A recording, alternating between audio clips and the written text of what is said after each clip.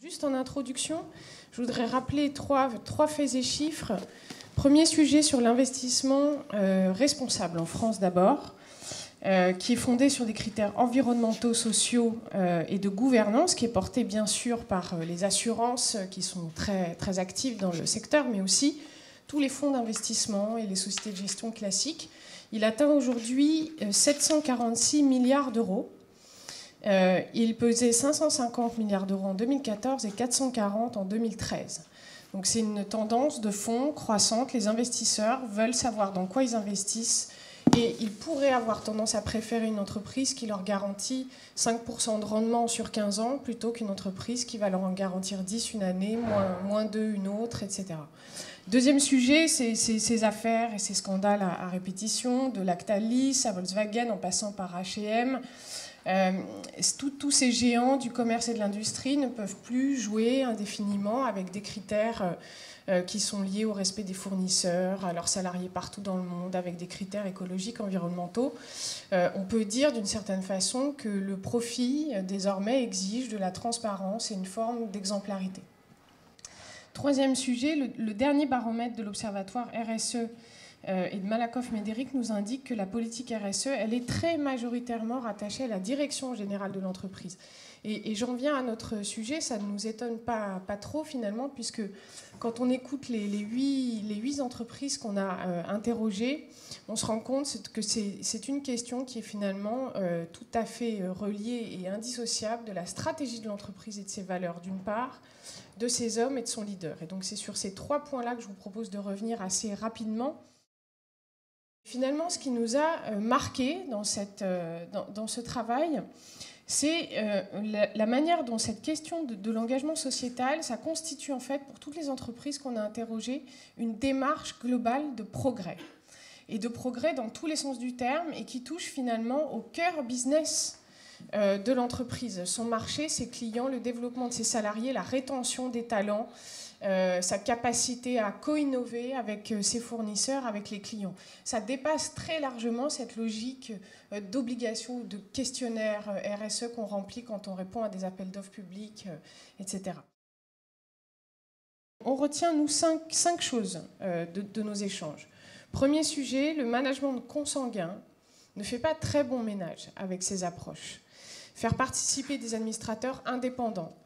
Mettre autour de la table dans un mode coopératif. Alors, le mode coopératif, ça impose ça pour Wellcop ou pour Biocop. Mettre autour de la table des représentants des salariés, des clients, des fournisseurs, des enseignes de distribution pour qu'on s'accorde ensemble sur le juste prix de ce qu'on va vendre, pour que le client s'y retrouve, le producteur s'y retrouve, l'enseigne qui fait sa marge sur la distribution s'y retrouve. Deuxième sujet, de travailler avec ses fournisseurs sur l'amélioration des processus de production. C'est une pratique courante de Schmitt, par exemple, qui va jusque dans les usines de ses fournisseurs pour mettre au point des nouveaux procédés de fabrication, sortir des innovations, développer le business de son fournisseur et le sien. Co-construire avec les clients, ça participe de la même démarche. Évaluer les managers, les collaborateurs sur leur adéquation aux engagements de l'entreprise, sur les critères d'agilité et de responsabilité à toutes les strates de l'entreprise, ça ancre et ça permet d'incarner cet engagement.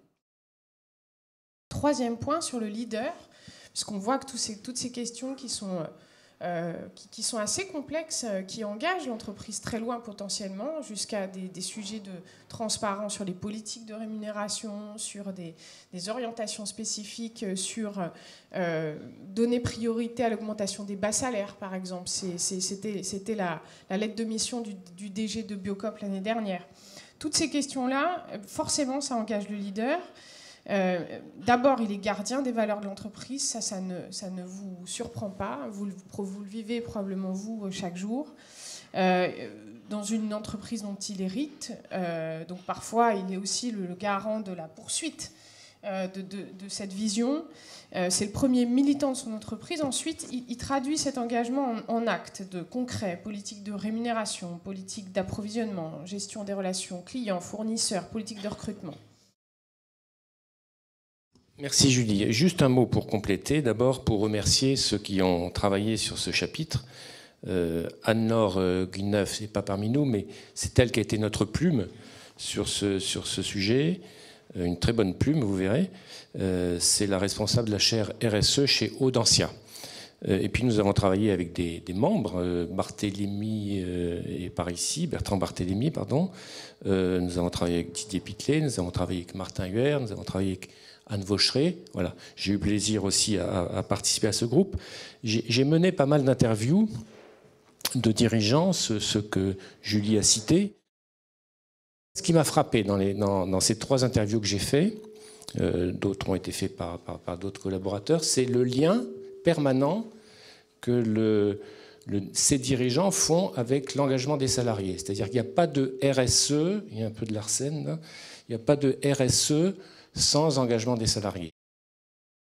Annette Zeng nous dit, moi j'ai essayé véritablement, et ils ont été, je crois, assez loin, j'ai essayé d'appliquer les principes d'Isaac Getz sur l'entreprise libérée, et donc suppression, tu l'as dit Julie, suppression des échelons hiérarchiques, autonomie des équipes, capacité à faire confiance a priori aux salariés pour le management, donc le manager n'est pas le petit chef, mais c'est au contraire le coach manager, etc. Et tout ça au nom de la RSE. Vous voyez, c'est pas, les 2 sujets sont impliquement associés, et c'est ça, je trouve, qui a été vraiment intéressant dans le chapitre. Vous picorez, vous le direz. Il y a notamment un chapitre qui s'appelle « Les expériences dont ils sont fiers », et je crois qu'ils peuvent véritablement en être fiers. Merci à vous.